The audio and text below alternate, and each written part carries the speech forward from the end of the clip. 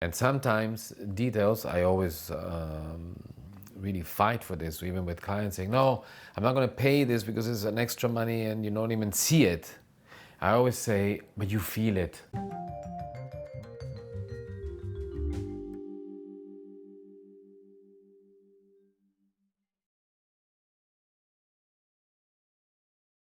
I want it to be like really.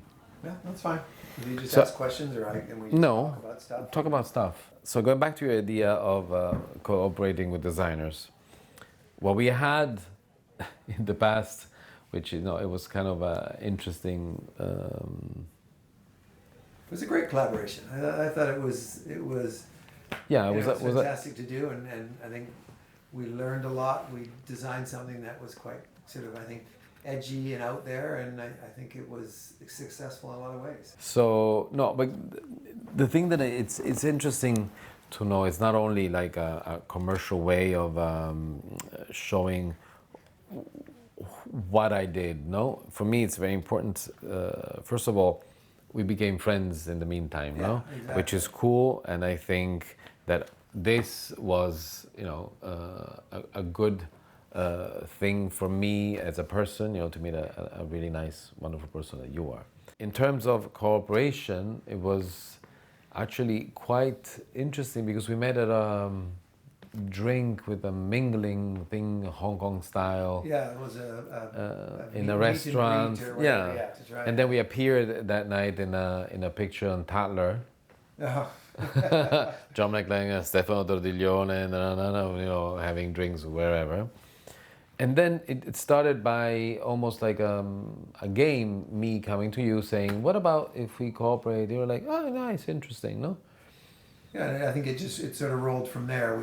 I think for us that was one of our first times that we actually collaborated With somebody. Yeah, with somebody with a full-on designer for a full collection, and I think it was, we Yeah, tell me, because I like to know, yeah. it was. I think at the beginning we were kind of like, well, you were saying, well, what do you want? And because I have some ideas, and I was Yeah. saying, well, I have some ideas as well. So we kind of batted things back and forth for a little while to try. And then I remember you came up with a number of different concepts Yeah. for us.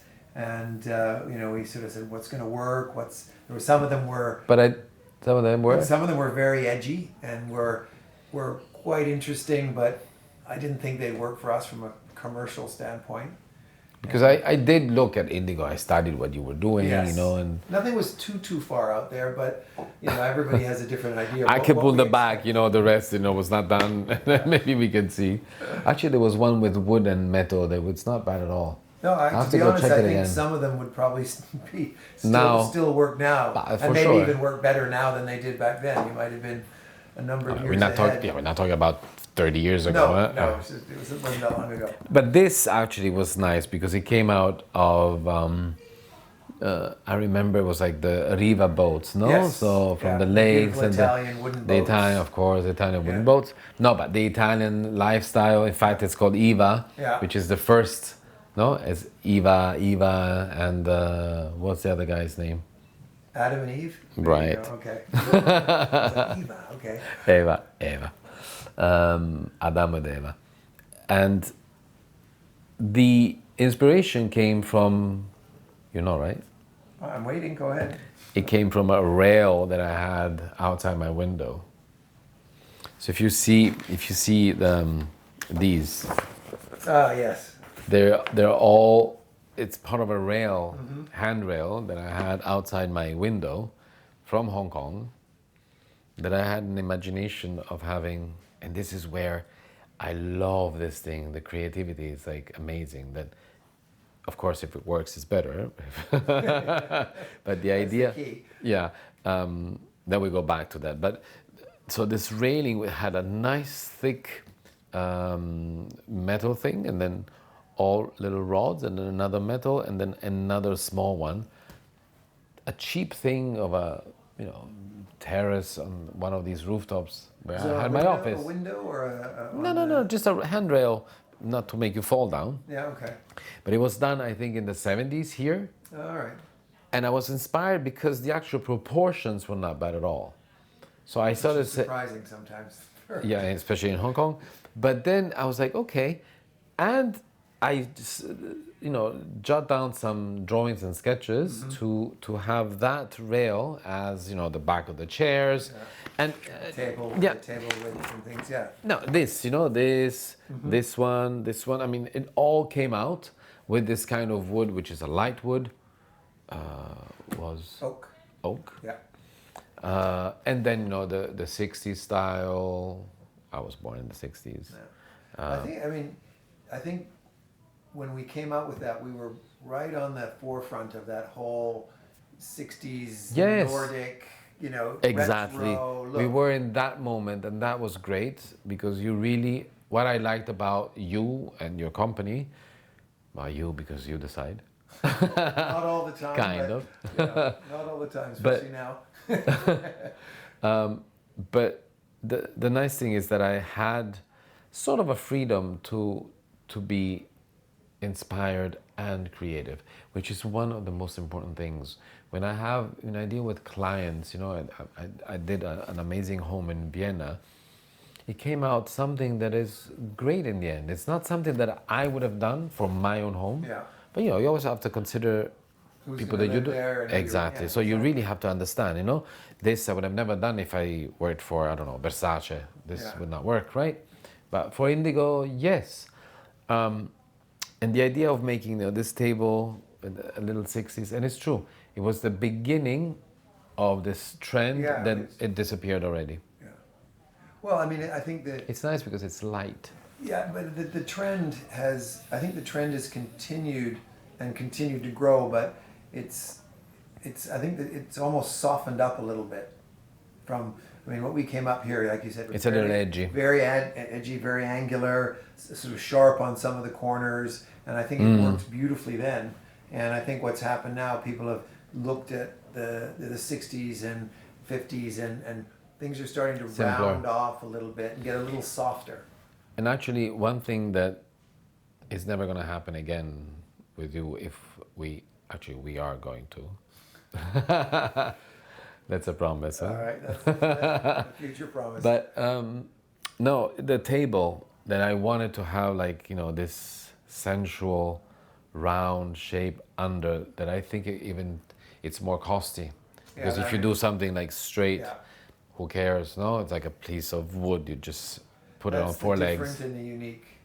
That Bravo. little extra bit, that you think about that makes it unique rather than just different. And what I want to go back again is not only design, is not only comfortable, but it's details that make the difference.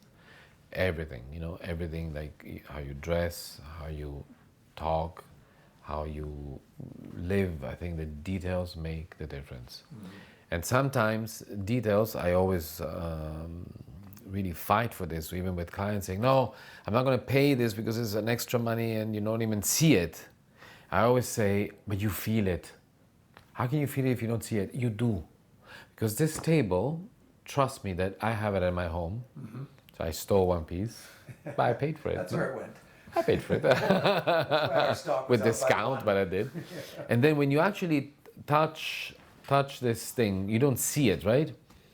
But you do feel that it's not like a straight piece of wood put on four legs.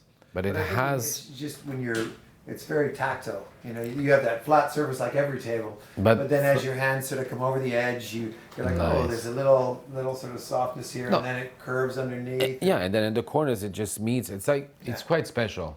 Yeah, and it was quite expensive. There it is. No, but that's you pay, like you said, you pay for those little details, and the only way that customers are willing to, accept that type of thing if you're able to educate them on why that's there. The idea that the table developed from a railing that you saw, and the curves are like this, and why it's like that, and the thought process that went behind this.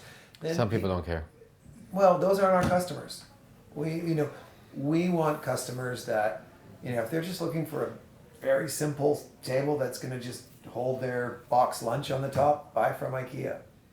Which, you stole my words, but you know what? IKEA does take care of details, especially now. I think they're getting much better, and perhaps I just bought some curtains in linen with the price that is fantastic. They're linen and they look wonderful. And when people see the curtains that I have at home, it's like, oh, where did you get them? You know, in Hong Kong. I was like, must be costing a fortune. I was like, well, IKEA. Yeah, I mean, everybody You always understand, right? everybody always gives IKEA a bit of a bad time, but No, I love IKEA. we have, I hate to admit it, but I have a few things in our house, not furniture, but other things that are from IKEA that are just, it's just value. Look at you, value not for furniture. You're money. just. It isn't furniture, but it's, you know, some other things, just value for money and just ease. And I think they, you know, they've been around a long time. They know what people want. They have a perfect niche, and they do it well. And they're you know, they're working with designers now. They've got Of course, they've got no, product since long. that's, you know, have been for a long time, but they've got Lamps, a lot, yeah, whether it's tables, lamps, chairs. tables, accessories. For me, that's the future, John. For me, the future is giving people the possibility of buying something of design that is not necessarily expensive. This is why, for example, now I am really stubborn that I want to go in the direction of eco-sustainability. That is, that not necessarily when you use bamboo instead of oak, or oak that has been sustainably harvested. exactly, that is necessarily more expensive than others. No. Why? And then why should it look all sad and empty and plain if it's eco-sustainable, instead of like being actually nice, intriguing, and sexy, and nice to buy? No, I don't think. So at least I'm really want to do that. Hoping that anything eco doesn't have to be, you know, Birkenstocks, and you know, it Exactly. it should look. Sorry for the Birkenstocks company there, but it should be. You know, there's no reason why you have to scrimp on design for something that's. Crocs is worse. But that's not eco-friendly either.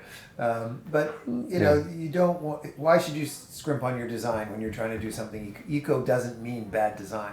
And maybe It's not bad design. It's like sad design. Sometimes when you're eco-sustainable, even when you go to restaurants, you know, vegetarian, it's like, oh my God, that's really sad, you know. And it's not true. Well, it doesn't have to be, but I think it's changing people's perception. But we have to change people's perception, me and you. Yeah, that's Designers part of our job and producers. on the design side. Yeah. I'm the actor, you're the film director. Okay. Nice, huh? The producer is even worse, you know. Yeah. Because you have to take care of I money. think that is true. You know, and that's what we try to do at Indigo. You know, we're trying to put out product that, you know, as we look at all the materials that are being sourced, and try and be as eco-friendly and as sustainable as we can with the products that we're producing. And hopefully that comes across with our marketing and some of our stories that we're trying to do. You know, if we do another furniture line, you know, if it becomes there we have it, for eco, something that's So we eco, have but, you know, extremely well designed and beautiful and unique. Let's do something eco-sustainable that people like. They don't even have to know that they're eco-sustainable. It's an under thing that it's a plus. Yeah, it's that. But It's not nice. It's that plus that people are excited to know that it's there when they find out. Bravissimo, and it's like a detail that you don't see but you feel. Same is with eco-sustainability. Then when they buy, they're actually like, you know, congratulations, you've bought this, and it's eco-sustainable. And actually, you know, $1 or $10 or whatever, it goes to planting trees or something else, which I think is great. Yeah, it makes. And it's I think not. it's part of the whole. Hopefully, it's part of our whole living Yeah, beautifully. I mean, ethos. we're all gonna die, Okay. that's, so it's better where are to you do going something with that. to do something that I feel good, you know. The planet, I think the only thing that supposedly is not going to die is the planet, hopefully. Well, But it'll be around for a long time, depending what's on it. That's the issue. Depends if there are people like, you know, us that like really drag, I mean, how do you say, they exploit everything, every little inch. Or people like us as well that try not to exploit as much, but as to give back as well, you know?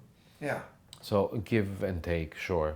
And I love, you know, when I see this wonderful view from your office. Why it's a wonderful view? Because there's water, there's an island where actually I live, And it's a beautiful natural thing besides some, you know, building here that is a little bit, it's a little bit Hong Kong. Exactly. So, but why it's nice? Because of nature, not because you have a, you know, a skyline. Still, a skyline is. I think there's a lot of, I mean, a lot of people think a skyline is also beautiful, and I mean, Hong Kong's got an amazing skyline. But why? Because it's on It's on got the water, actual. it's got the mountains, it's got the No, skyline in front of it. Of course. So it's lucky enough to have all three of the best components together. But John, but it's the same as Manhattan. Manhattan has a wonderful skyline. Sure, it's nice, but if you put that skyline, Dubai doesn't have the same. But at the same time, it has because it's in the middle of a desert. Well, it's got the water in front of it, and it's got I think it has a lot more And the desert. unique architecture than Hong Kong is starting to build better architecture. When I first came here 30 years ago, there wasn't a very exciting building in the city unless it was something that was, you know, heritage. You know, there was a few new buildings that came up, Bank of China, Hong Kong Bank, a few other things like that. IFC. That push, yeah, IFC that pushed that thing. And I think people are starting to get better and realizing that it's like our eco conversation. You can make a building that is beautiful that isn't necessarily more costly. That's just the way of designing it and actually taking pride in it. But now with some, you know, clients, some big developers with whom I work as well, they are trying to make, you know, eco-sustainability with, you know, inside the building, so the air, flow, water, that they materials serve. they're using, whether it's Of the course, bamboo or of whether course. they're using, you know, things that are, you know, recyclable or sustainable. And a lot of the big developers here are. So going really back to you, Yes. is world living, not only Indigo Living, yeah? Yeah. Well, it's all part of who we are. And so in the world living, we're gonna have another Stefano Tordiglione. Maybe. Another furniture collection. Yeah. That's something that's definitely on the cards. I think Good. we'll see what we can Eco-sustainable, nice. Yeah. But I look forward to that. Yeah. No, it's going to be great. Okay. Thank Look, you. it was really nice to meet you at that party. So you know, we're building. It's been a long time. It's been a long time. We're building something that is making people live better, and we became friends. Yeah. So that's nice. Okay. Interesting.